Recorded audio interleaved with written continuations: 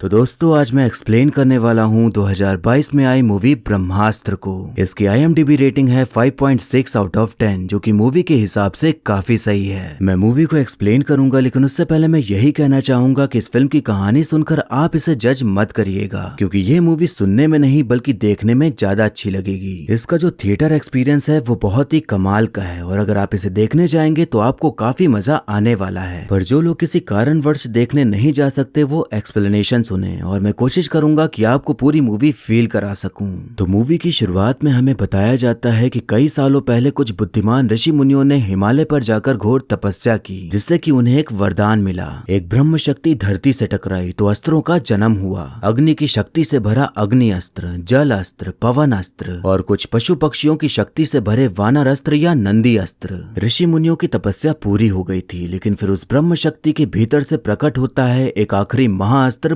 ब्रह्मास्त्र, जो शिव भगवान की तीसरी आंख की तरह था, निर्माण और विनाश दोनों कर सकता था। ऋषियों ने समझा कि इस महाअस्त्र पर हमें काबू पाना होगा और काफी जद्दोजहद के बाद ऋषि मुनि आखिरकार ब्रह्मास्त्र को काबू करने में कामयाब हो जाते हैं। ऋषियों ने ब्रह्मास्त्र के सामने सर झुकाया और फिर वो कहलाने लगे ब्रह्मांश। पीढ़ी दर पीढ़ी एक गुप्त समूह बनकर ब्रह्मांश सारे अस्त्रों और ब्रह्मास्त्र की रक्षा करते आ रहे हैं और आज भी वो इस दुनिया में मौजूद हैं। अब इसके बाद कहानी प्रेजेंट में आती है और हम शिवा नाम के एक लड़के को देखते हैं जो कि पेशे से डीजे वाला होता है और वो मंदिर में दुर्गा माँ के सामने हाथ जोड़कर आंखें बंद करके प्रार्थना कर रहा होता है। तभी उसके मन में कुछ विजन्स आने लग जाते हैं और सीन शिफ्ट होता है एक साइंटिस्ट की ओर जिसका नाम होता है मोहन भार्गव। मोहन के पास कुछ गुंडे आ जाते हैं जो कि आम इंसान जैसे नहीं लग रहे थे और मोहन के पास ब्रह्मास्त्र का एक टुकड़ा था जो कि वो पाना चाहते थे। मोहन वो टुकड़ा देने से मना कर देता है और एक डब्बे में बंद करके उस पर अपनी खून की बूंद डालकर उसका आकार बदलते हुए उसे फेंक देता है। इस हरकत से वो गुंडे गुस्सा जाते हैं और अब उनमें लड़ाई होना शुरू हो जाती है। उन दोनों का ध्यान भटकाते हुए मोहन अपने पैरों में कड़े जैसा कुछ पहन लेता है जिससे कि उसके अंदर बंदर की शक्ति आ जाती है और फिर वो उछलते कूदते उनसे लड़ते हुए भागने लग जाता है। काफी लड़ाई होने के बाद मोहन अपनी पूरी शक्ति का इस्तेमाल करते हुए वहां से ऊपर उड़ जाता है और यहाँ पता चलता है कि उसने कोई आम कड़ा नहीं पहना बल्कि वो है वानरास्त्र। मोहन को जब लगता है कि वो दोनों चले गए तो थोड़ी देर बाद वो अपने घर वापस आता है और एक दूरबीन उठाता है तो वो दूरबीन उस डब्बे में चेंज हो जाती है जिसमें उसने ब्रह्मास्त्र का टुकड़ा रखा था। लेकिन तभी वहां अचानक से एक लड़की आ जाती है जो कि कोई आम लड़की नहीं थी बल्कि कई विचित्र शक्तियों से लैस थी, जिसके चलते वो मोहन को अपने वश में कर लेती है। उस लड़की का नाम जुनून होता है और जोर और रफ्तार नाम के वो दोनों आदमी इसके ही चेले थे और ये सभी उस टुकड़े को हथियाने आए थे जो मोहन के पास था। मोहन उससे कहता है कि तुम अंधेरा ला रही हो जुनून, लेकिन रोशनी आएगी और ब्रह्मास्त्र की हर लड़ाई में जीत हमेशा रोशनी की होगी। जुनून के अंदर तो बस वो टुकड़ा पाने का जुनून सवार था तो वो उसकी एक भी नहीं सुनती और उससे वानर अस्त्र और टुकड़ा ले लेती है। ये सभी चीजें जो हो रही थी वो शिवा को अपने मन में दिखाई दे रही थी और वो एकदम से घबरा जाता है कि ये आखिर हुआ क्या। लेकिन तभी उसकी नजर एक लड़की पर पड़ती है जिसका नाम ईशा होता है और उसे देखते ही वो उसमें खो सा जाता है। अब दशहरा का समय था तो रावण दहन किया जा रहा होता है जिसमें कि शिवा भी शामिल था। तो वो मस्त बड़े आराम से नाच गाकर इस त्योहार की खुशी मना रहा होता है। लेकिन तभी रावण में लगी आग एकदम भड़क जाती है और शिवा को कुछ होने लग जाता है और वो तुरंत बेहोश हो जाता है। शिवा को जब होश आता है तो उसके दिमाग में ईशा ही घूम रही होती है क्योंकि वो उसे पहली नजर में ही पसंद आ गई थी, इसीलिए अब वो मना रहा होता है कि वो उसे दोबारा से कहीं मिल जाए। अब हम देखते हैं कि शिवा किसी पार्टी में डीजे बजा रहा होता है कि तभी उसके दोस्त उसे कहीं जल्दी पहुंचने के लिए कहने लगते हैं। तो शिवा वहां से निकल ही रहा होता है कि तभी उसे ईशा दिख जाती है तो वो उसके पीछे ही चला जाता है। शिवा ईशा के पास पहुंचकर बातचीत करने की कोशिश करने लगता है पर ईशा उसे भाव नहीं दे रही होती, लेकिन तब भी शिवा लगा होता है ईशा को अपनी तरफ आकर्षित करने में। ये सब चल ही रहा होता है कि तभी शिवा को याद आता है कि उसे कहीं पहुंचना है, इसीलिए वो ईशा को भी साथ चलने को कहता है तो थोड़ा ना नुकुर करने पर वो साथ चल देती है क्योंकि थोड़ा बहुत हल्का फुल्का ईशा को भी शिवा भाग गया था। वो सभी लोग एक अनाथ आश्रम जा पहुंचते हैं जहाँ पर एक बच्ची का जन्मदिन मनाया जा रहा था और यहाँ हमें पता चलता है कि शिवा यहीं पला बड़ा है और वो अनाथ है। ईशा के पूछने पर शिवा बताता है कि उसके पिताजी उसके पैदा होने से पहले ही छोड़कर चले गए और जब वो पैदा हुआ तो उसके बाद उसकी माँ एक हादसे में मारी गई। शिवा के घर में बने मंदिर में एक शंख रखा हुआ था तो वो बताता है कि यही मेरी माँ की आखिरी निशानी है जिसे मैंने मंदिर में सजा रखा है। उन दोनों में बातचीत चल ही रही होती है कि तभी शिवा को दोबारा से मोहन भार्गव दिखाई दिखाई देने लग जाते हैं और उसे अजीब तरह से दौरे पड़ने लगते हैं। मोहन अभी जिंदा थे और जुनून उन्हें अपने वश में करके टॉर्चर किए जा रही थी ताकि वो ब्रह्मास्त्र के बाकी 2 टुकड़ों का पता बता सके। मोहन के दिमाग में घुसकर जुनून को पता चल जाता है कि दूसरा टुकड़ा अनीश शेट्टी नाम के आदमी के पास है और इससे पहले कि वो तीसरे टुकड़े के बारे में पता कर पाती, मोहन अपने दिमाग को अपने कंट्रोल में लेते हुए खुद को बिल्डिंग से गिरा लेते हैं ताकि जुनून कम से कम तीसरे टुकड़े के पास ना पहुंच सके।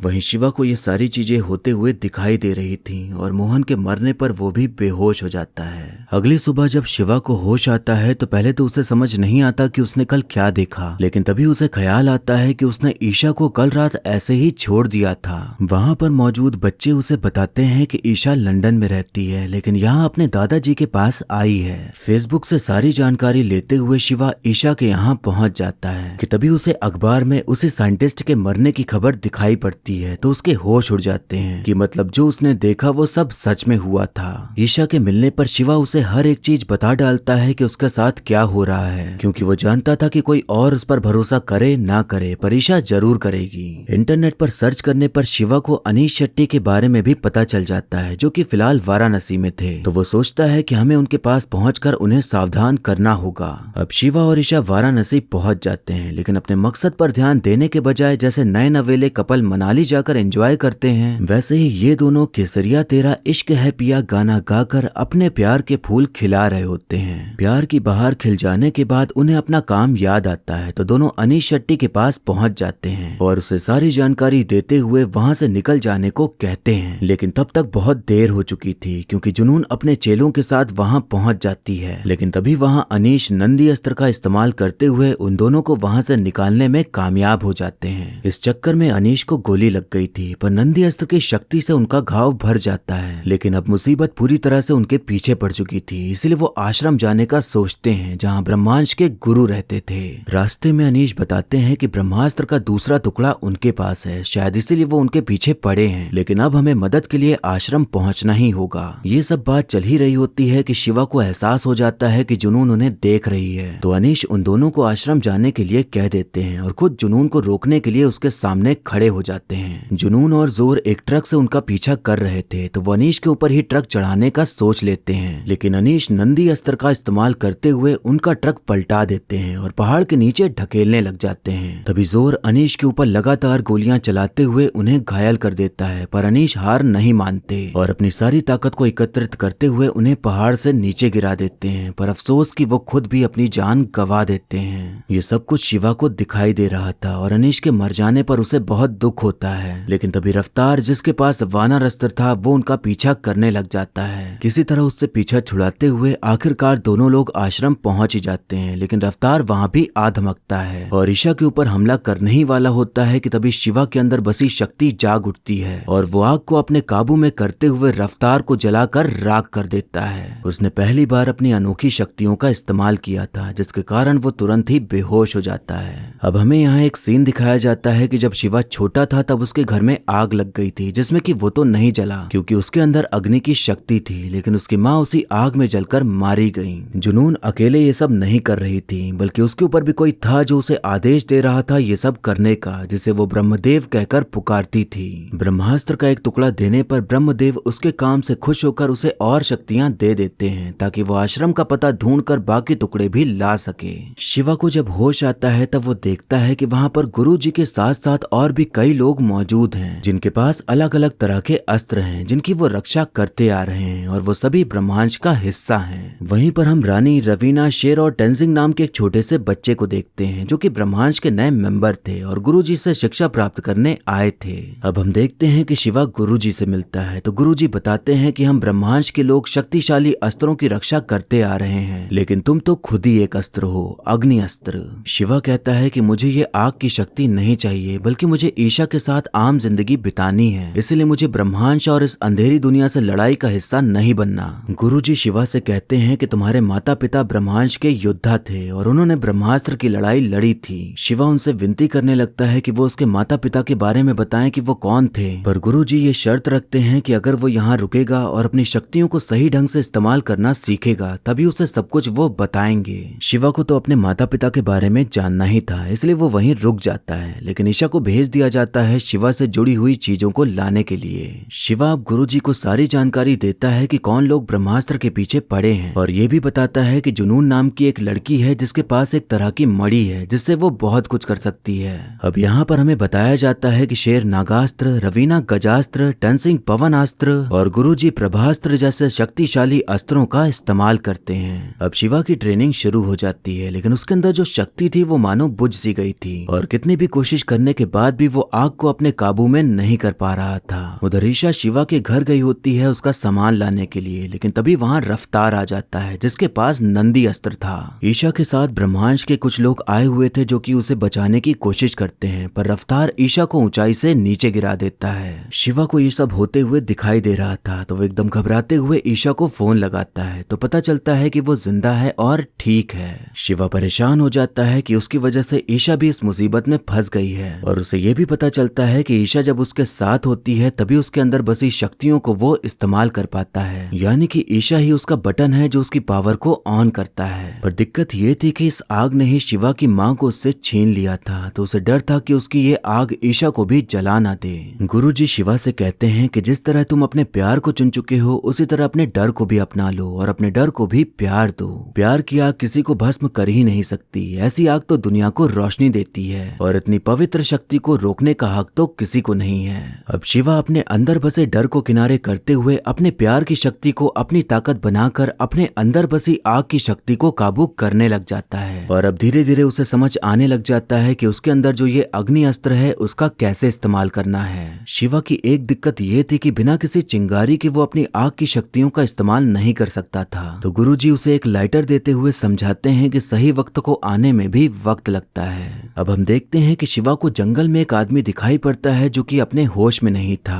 और उसके गले में वही मणि दिखाई पड़ती है जो जुनून इस्तेमाल करती है लोगों को अपने वश में करने के लिए। सभी लोग समझ जाते हैं कि जुनून आश्रम का पता ढूंढ रही है, तो वो छानबीन करना शुरू कर देते हैं कि वो कहाँ है। गुरुजी शिवा से कहते हैं कि अब वक्त आ चुका है कि तुम्हें पता चले कि तुम्हारे माता पिता कौन थे। वो बताते हैं कि 30 साल पहले जब मैं ब्रह्मांश का सिर्फ एक शिष्य था तब ब्रह्मास्त्र के 3 टुकड़े नहीं थे बल्कि वो पूरा था। वहाँ पर मेरे साथ एक और शिष्य था जिसका नाम था देव, जो कि बहुत ताकतवर और सबसे अलग था। अस्त्रों की ओर उसे अलग ही जुनून था, इसलिए वो एक नहीं बल्कि कई अस्त्रों का उस्ताद बना, लेकिन वो बादशाह बना अग्नि अस्त्र का। ब्रह्मास्त्र को सुरक्षित रखना हमारा कर्तव्य था, लेकिन देव ने ब्रह्मांश के मुख्य सदस्यों को हराया और ब्रह्मास्त्र छीन लिया। इस युग में ब्रह्मास्त्र पहली बार जाग उठा और उसके साथ ही जमीन, समुद्र और आसमान भी जाग उठा। देव ब्रह्मास्त्र के लिए पूरी दुनिया की बलि देने को तैयार था, लेकिन तभी जलास्त्र को काबू करने वाली अमृता आती है और ब्रह्मास्त्र के 3 टुकड़े करके देव की आग का विनाश कर डालती है। ऐसा माना जाता है कि जिस जगह पर इन दोनों की लड़ाई हुई वहीं वो दोनों दफन हो गए।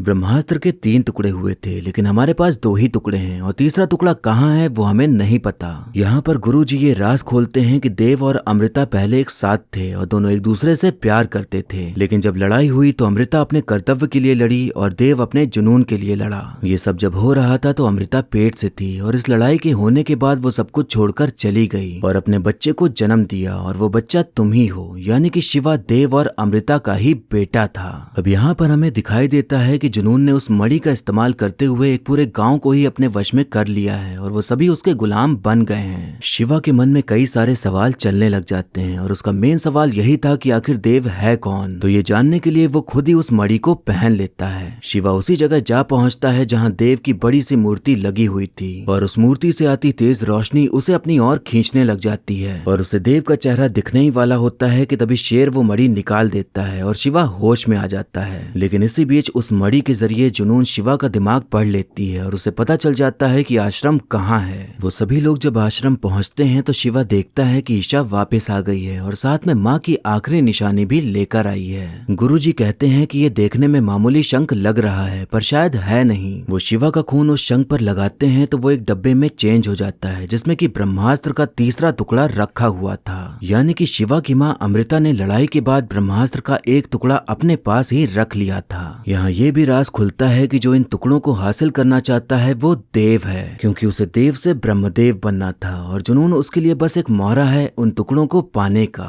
जुनून जिस मणि का इस्तेमाल करती है अपनी ताकत के लिए वो अग्नि अस्त्र है, इसलिए जब भी कोई उसका इस्तेमाल करता है तो शिवा को सब दिखाई देने लग जाता था और देव मरा नहीं है और न ही जिंदा है, बस अभी वो शांत है। और अगर ब्रह्मास्त्र के टुकड़े एक साथ जुड़ गए तो वो जाग उठेगा। जुनून को आश्रम का पता चल चुका था, तो इसीलिए अब सभी लोग अपना बोरिया बिस्तरा बांधकर आश्रम छोड़ने का सोच लेते हैं। लेकिन इससे पहले कि वो लोग निकल पाते, वहाँ जुनून अपनी सेना लेकर हाजिर हो जाती है और सभी लोगों को अपने कब्जे में ले लेती है। शिवा को जब होश आता है तो वो जुनून को ब्रह्मास्त्र का टुकड़ा देने की बात करके उसे बहकाने की कोशिश करता है और मौका मिलते ही अग्नि अस्त्र का इस्तेमाल करते हुए सभी को जलाने लग जाता है। पर अफसोस कोई भी उसकी आग से नहीं जल रहा होता, पर वो लगा होता है ईशा और ब्रह्मास्त्र के टुकड़े को बचाने में। तभी जुनून देव से जलास्त्र लेती है और उसका इस्तेमाल करते हुए बारिश करा डालती है, जिससे कि शिवा की आग पूरी तरह से बुझ जाती है। जुनून शिवा से कहती है कि तुझमें अग्नि अस्त्र की ताकत है, तुझे तो हमारे साथ होना चाहिए था। शिवा कहता है कि मैं अंधेरे की ताकत में नहीं, रोशनी की शक्ति में यकीन करता हूँ। इतने में वहाँ पर शेर, रवीना और टेंजिंग आ जाते हैं और अपने अस्त्रों का इस्तेमाल करते हुए सभी से लड़ाई शुरू कर देते हैं। सभी लोग भिड़े हुए थे लड़ाई करने में, लेकिन ईशा को याद आता है कि अगर ब्रह्मास्त्र के तीनों टुकड़े जुड़ गए तो सब खत्म हो जाएगा। इसीलिए वो दो टुकड़ों को लेकर वहाँ से भाग निकलती है। जुनून ईशा के पीछे जाती है तो शिवा अग्नि अस्त्र का इस्तेमाल करते हुए उसे रोकने की कोशिश करता है, पर जुनून तो देव की छत्र छाया में काम कर रही थी और देव अग्नि अस्त्र का बादशाह था, इसलिए शिवा की आग जुनून के आगे काम नहीं आती।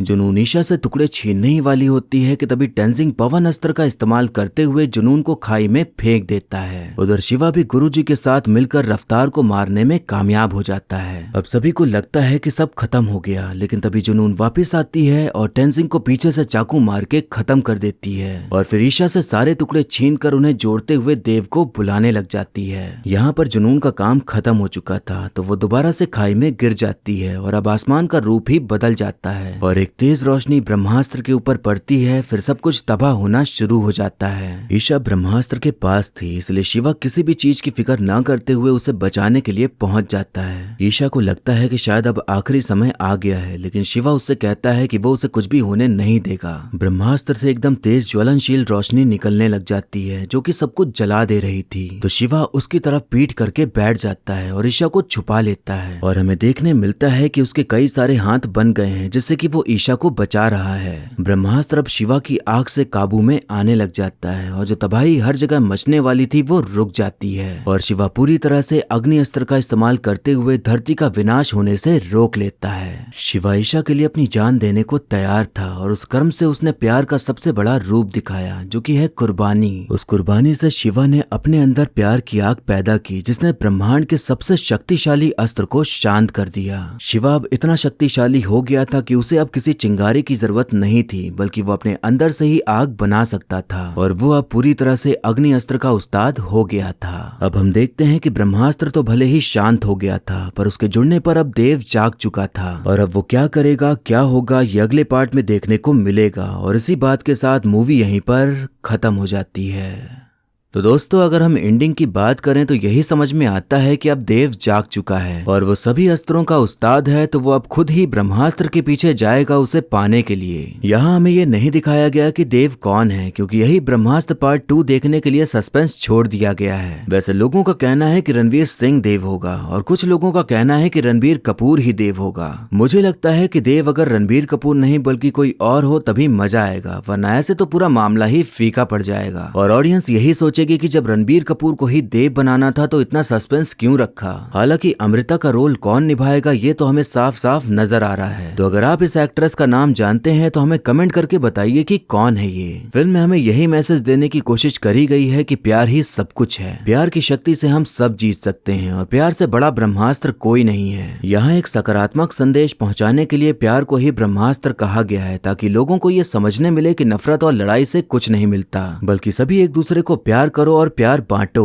और प्यार से अच्छी अच्छी चीजें पिघल जाती हैं, यानी कि सुधर जाती हैं। इस फिल्म के डायरेक्टर अयान मुखर्जी ने यह कंफर्म किया है कि उनकी जो पकड़ है वो प्यार वाले जॉनर में ज्यादा है, इसीलिए उनकी फिल्मों में ये मेन थीम रहता है। तो उसके चलते ब्रह्मास्त्र में भी हमें कुछ ज्यादा ही प्यार देखने को मिला, पर इस फिल्म में शायद इतने प्यार की जरूरत नहीं थी, बल्कि जो मेन थीम था उस पे फोकस किया जाता और थोड़ा और इंटरेस्टिंग कुछ किया जाता तो दर्शकों की आधी शिकायत ऐसे ही खत्म हो जाती। हर फिल्म में खामियां होती ही हैं, तो जाहिर सी बात है कि इसमें भी होंगी। और मैंने इस मूवी से जुड़ी अच्छी और बुरी बातें दोनों ही अपने रिव्यू वाले वीडियो में कर रखी हैं। तो अगर आप जानना चाहते हैं कि फिल्म में बुरा क्या लगा और अच्छा क्या, तो ये आप उस वीडियो को देखकर जान सकते हैं, जिसका लिंक आपको कमेंट बॉक्स या डिस्क्रिप्शन में मिल जाएगा। जो फिल्म नहीं देखने गए और कह रहे हैं कि फिल्म बेकार है, उनकी बात करने का कोई मतलब नहीं है, लेकिन जिन्होंने फिल्म देखी और जो जो चीजें पसंद नहीं आई उसकी बात हम करेंगे। कुछ लोगों को ये फिल्म लेजर लाइट शो लगी, जो कि ऐसा बिल्कुल भी नहीं है। और ये मैं इसलिए कह रहा हूँ क्योंकि मैं ये फिल्म दो बार देखने गया। दोनों बार थिएटर हाउसफुल था और हर बार अलग अलग ऑडियंस थी, लेकिन हूटिंग और तालियां हर बार बजी। तो ये कहना कि लेजर लाइट शो है, ये बस ये दिखाता है कि जब आप हॉलीवुड की मूवी देखते हैं तो सब बढ़िया दिखता है, लेकिन बॉलीवुड में कुछ बन जाए तो कूल बनने के लिए आप उसे ट्रोल करते हैं। फिर दूसरी बात कि लोगों का कहना है कि ईशा का इस फिल्म में कोई मेन काम था ही नहीं, वो बस शिवा शिवा चिल्लाती रही। ये बात बिल्कुल सही है कि ईशा के कैरेक्टर को इस तरह इस्तेमाल किया गया है जैसे वो बस फिल्म में इसलिए है ताकि हमें शिवा के बारे में ज्यादा पता चले, और उसकी अपनी कोई पहचान ही नहीं बन पाई और बस लव इंटरेस्ट बन के रह गई। हमें शिवा के बारे में तो सब पता है, लेकिन ईशा क्या थी, क्या है और उसका परिवार कहाँ है, कुछ भी साफ तौर पर बताया नहीं गया। और शिवा जहाँ चलने को कहता या जहाँ वो जाता वहाँ वो चल देती। तो कौन से घर वाले एक लड़की को इतनी फ्रीडम दे रहे हैं, वो मैं भी जानना चाहूंगा। ये बात लड़कियां अच्छे से जानती होंगी कि इतनी ज्यादा आजादी तो असलियत में नहीं मिलती जितनी ईशा को है। कुल मिलाकर यही है कि अगर ईशा को भी कुछ इंपॉर्टेंस दी जाती या उसे भी कोई अस्त्र शस्त्र की शक्तियां सिखाई जाती तो ज्यादा बेहतर होता। वैसे फिल्म के डायरेक्टर ने ये शिकायत सुनी और कहा कि अगले पार्ट में वो ध्यान रखेंगे कि डायलॉग्स और अच्छे हों। सबसे अच्छी बात मुझे यही लग रही है कि फिल्म के डायरेक्टर अयान मुखर्जी लोगों को सुन रहे हैं और ऑडियंस क्या चाहती है और क्या होना चाहिए उन सभी बातों को समझते हुए अगले पार्ट की तैयारी कर रहे हैं। तो ये चीज बहुत अच्छी लग रही है, जिस वजह से मैं चाहता हूँ कि फिल्म हिट साबित हो, क्योंकि ऐसे डायरेक्टर कम ही मिलते हैं जो ऑडियंस की सुने और उन्हें क्या पसंद है वो बनाए। एक बात यहाँ ये भी समझ नहीं आई कि जुनून में जब शक्तियां थीं वो भी काफी भयानक वाली, तो वो ट्रक में क्या करने आ रही थी, और जब उसे पता है कि सामने वाले के पास नंदी अस्त्र है तो वो ट्रक चढ़ाने की बात कैसे कह सकती है। जब अनीश एक बार गोली से लगे जख्म को नंदी अस्त्र का इस्तेमाल करके सही कर सकते हैं, तो बाद में लगातार गोलियां पड़ने पर वो हील क्यों नहीं कर पाए? क्या नंदी अस्त्र का बस इतना ही काम है कि वो सिर्फ शक्तियां प्रदान करे, न कि जिसके पास वो है उसको इतना मजबूत बना दे कि उसे कोई मार ना सके, वो भी इंसानों द्वारा बनाए गए हथियारों से? अगर उनका थोड़ा और ज्यादा रोल दिखाया जाता तो बहुत ही अच्छा लगता, क्योंकि जब वो नंदी अस्त्र का इस्तेमाल करते हैं तो पूरा थिएटर तालियां बजा रहा था, क्योंकि वो सीन ही ऐसा है कि देखकर आपके रोंगटे खड़े हो जाएं। इस फिल्म में ऐसे कई सारे सीन हैं जहां आप ताली बजाने और चिल्लाने लग जाएंगे, क्योंकि वो सीन ही इतने दमदार हैं कि देखने पर मजा ही आ जाती है। जो लोग फिल्म 2D में देख रहे हैं उन्हें वो मजा बहुत ही ज्यादा कम मिलेगा और हो सकता है कि लेजर लाइट शो लगे, पर अगर आप 3D या IMAX 3D में देखते हैं तो उसका एक्सपीरियंस एकदम ही अलग है। लेकिन बस दिक्कत ये है कि वो महंगा पड़ जाता है। लेकिन अयान मुखर्जी ने अभी हाल ही में नवरात्रि ऑफर भी रख दिया है, जिसमें कि आप 26 से 29 के बीच फिल्म को 100 रुपए में देख सकते हैं। मुझे तो लगता है कि अयान सर सभी को फिल्म दिखा कर मानेंगे, या फिर ये भी हो सकता है कि 30 तारीख को 2 बड़ी फिल्में आ रही हैं, तो उसकी वजह से इनका कलेक्शन कम हो ही जाएगा और ऑडियंस उधर भागेगी। तो शायद इसीलिए उन्होंने ये ऑफर रखा है ताकि सब उससे पहले ही निपट जाए। एक और बात यहाँ नोटिस करने वाली है कि फिल्म में आम लोगों का इन्वॉल्वमेंट दिखाया ही नहीं गया है कि क्या इन शक्तियों और अस्त्रों के बारे में आम लोगों को पता है या नहीं। वैसे जो बच्चे वहाँ शिक्षा ले रहे थे वो शायद आम ही थे, क्योंकि वो अपने परिवार वालों से फोन पे बात किया करते थे। तो हो सकता है कि इन सभी चीजों को लोग जानते हो या ना भी जानते हो। फिल्म में डिम्पल कपाड़िया भी थी, जिनके बारे में ज्यादा कुछ नहीं बताया गया और न ही उनका कोई बड़ा रोल था, पर शायद अगले पार्ट में उन्हें अच्छे से दिखाया जाए, क्योंकि कहानी जब पास्ट में जाएगी तो हम उनके अवतार को देख पाएंगे कि ब्रह्मांश में उनका क्या कर्तव्य है। कई सवाल उठे कि ये फिल्म हमारे धर्म को सही से नहीं दिखाती या अपमान करती है, पर जिसने फिल्म देखी नहीं उससे ऐसी बातें सुनना मतलब कि अंधेरे में शैतान पर विश्वास करने जैसा है। शिवा जब अनीश शेट्टी से अलग हो रहा होता है तो उनके पांव छूकर उनसे आशीर्वाद लेता है। जब गुरु जी से पहली बार मिलता है तो उनके पांव छूकर उनसे आशीर्वाद लेता है। शिवा को जब भगवान की मूर्ति दिखती है तो उनके सामने हाथ जोड़कर उनको नमन करता है और अपनी मुसीबतों का हल मांगता है। लोगों ने जो जूते वाले सीन को लेकर हल्ला मचाया था उसे भी क्रॉप कर दिया गया ताकि फिल्म देखने पर कोई गलत ना समझे, और एक भी जगह कोई भी गलत बात नहीं की गई जिसकी वजह से आपकी फीलिंग हर्ट हो। तो जो लोग कही सुनाई बातों को सुनकर मूवी ना देखने की जिद पकड़ के बैठे हैं वो एक अच्छी मूवी ना देखने से चूक रहे हैं। फिल्म में हमें नहीं बताया गया कि कहानी की शुरुआत हुई कहां से।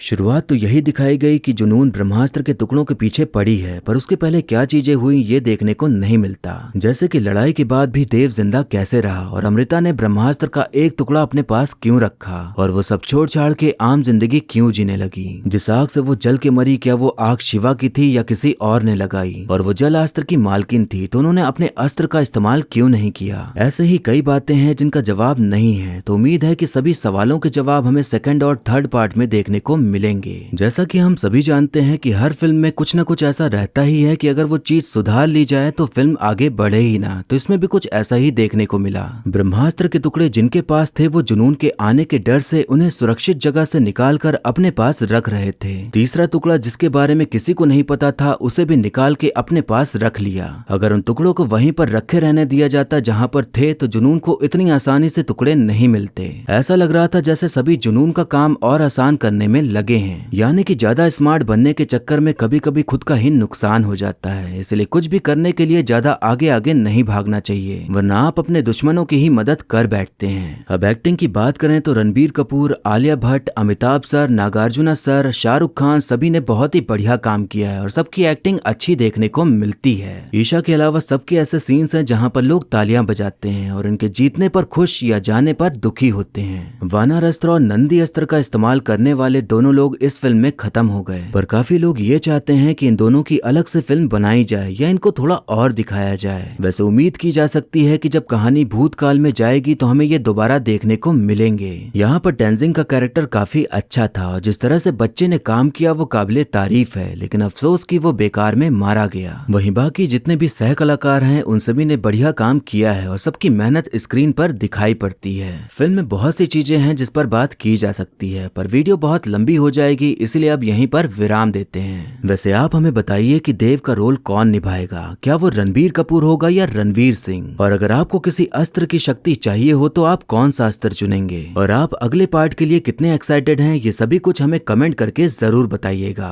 तो ये था एक्सप्लेनेशन ब्रह्मास्त्र मूवी का। आपको मूवी और मेरा एक्सप्लेन करना कैसा लगा ये कमेंट करके जरूर बताइएगा। और ऐसे ही आने वाली वीडियोस देखते रहने के लिए हमारे चैनल को सब्सक्राइब करें और बेल आइकन दबा दें, जिससे कि आपको नई वीडियोस की नोटिफिकेशन मिल जाएगी। आप चाहें तो मुझे इंस्टाग्राम या फेसबुक पर भी फॉलो कर सकते हैं, लिंक आपको डिस्क्रिप्शन में मिल जाएगा। और वीडियो अच्छी लगी हो तो लाइक जरूर करें, आपके लाइक और कमेंट से मुझे और भी वीडियोस बनाने का मोटिवेशन मिलता है। तो मिलते हैं नेक्स्ट वीडियो में, तब तक के लिए टाटा, बाय बाय और नमस्ते।